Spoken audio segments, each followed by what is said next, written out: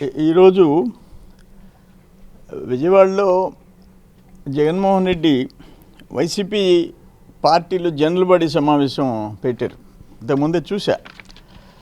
దాంట్లో చెప్పాడు ఆయన, why AP needs Jagan, Andhra రాష్ట్రానికి జగన్ ఎందుకు కావాలా అని చాలా నగ్న సత్యాలు అని జగన్మోహన్ రెడ్డి చెప్తే విన్నా నేను.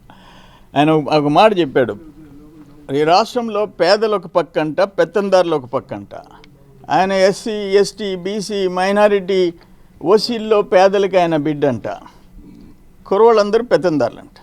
నేనైతే ఒకటి కొన్నిట్లో అయ్యా, 1000 కోట్ల వ్యాపారం చేసే లిక్కర్ వ్యాపారం చేసేవాళ్ళు, 1000 కోట్ల ఇసుక వ్యాపారం చేసేవాళ్ళు, 1000 కోట్లతో నీ లెఫ్ట్ రైట్లు కాంట్రాక్టర్లు, అదానీలు, మెగాలు, పరిమళ నత్వానీ గారిలు, వీళ్ళందరూ నీ పక్క డెఫినెట్గా, దాంట్లో ఏం డౌట్లే. అక్కడ ఆయన చెప్తున్నాడు 87%, 87% ప్రజలకి పనిచేసాయంట. అయ్యా, 80% ప్రజలకి బటన్ నొక్కేవో లేదో తెలియదు, కానీ 100% కుటుంబాలకి ఇళ్ళ కరెంట్ ఛార్జీలు పెంచేసావు, నిత్యావసర వస్తువులు పెంచేసావు, కర్ణాటక కంటే 12 రూపాయలు డీజిల్ పెంచావు, కర్ణాటక కంటే పక్క రాష్ట్రం కంటే 10 రూపాయలు పెట్రోల్. ఇవన్నీ చాలా వాస్తవాలు నీ దాంట్లో ఉన్నాయి. దాన్ని అప్పుల ఆంధ్రప్రదేశ్గా మార్చేసావు.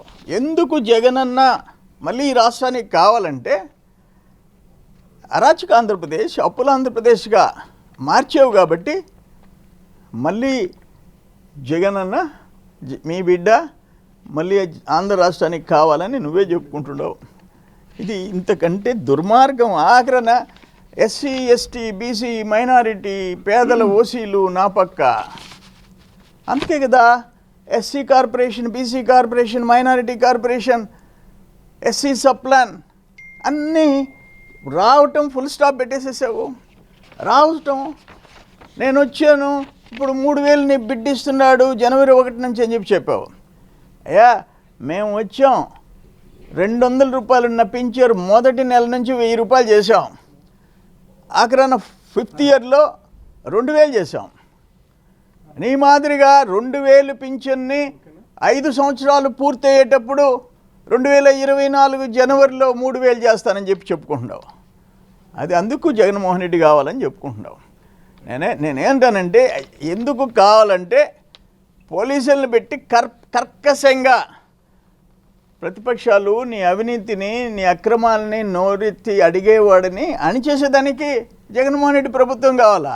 ప్రతిపక్ష నాయకుల మీద 6 లక్షల కోట్లు అని చెప్పి 27 కోట్లకు దిగి అక్రమ కేసులు పెట్టి లోపల రాజమండ్రి జైల్లో పెట్టేదానికి నీ పరిపాలన కావాలా? అప్పుల ఆంధ్రప్రదేశ్ కాదు. ఒక రైతు ఈరోజు తలసరి అప్పు భారతదేశంలో ఆంధ్రప్రదేశ్కి ఎక్కువ ఉందయ్యా, అందుకు నువ్వు కావాలా? రైతుల ఆత్మహత్యలో నంబర్ 1, అందుకు నువ్వు కావాలా? 10,90,000 కోట్ల అప్పు, అందుకు మళ్ళీ నువ్వు కావాలా? అదే నువ్వు చెప్పుకునేది. ఇంతకంటే ఘోరమైన పరిపాలన ఈ రాష్ట్రం పుట్టిన తర్వాత, ఆంధ్రప్రదేశ్ అంటే కంబైన్డ్ ఆంధ్రప్రదేశ్ స్వాతంత్రం వచ్చిన తర్వాత ఇంత అరాచకము, ఇంత అవినీతి, ఇంత అక్రమాలు ఇంకెక్కడన్నా జరిగాయా అంట? నువ్వు అక్కడే కాదు, ఎన్టీ రామారావు గారు అంతకుముందు నుంచి వెల్ఫేర్ ప్రోగ్రామ్స్ అనేది కేంద్ర ప్రభుత్వాలు, రాష్ట్ర ప్రభుత్వాలు అనేక కార్యక్రమాలు చేసుకుంటూ వస్తున్నాయి. నీ మాదిరిగా వచ్చి పాత ప్రోగ్రామ్స్ అన్నీ ఆపేసి నా బ్రాండ్ అని చెప్పుకొని ఎవరు చేయలే.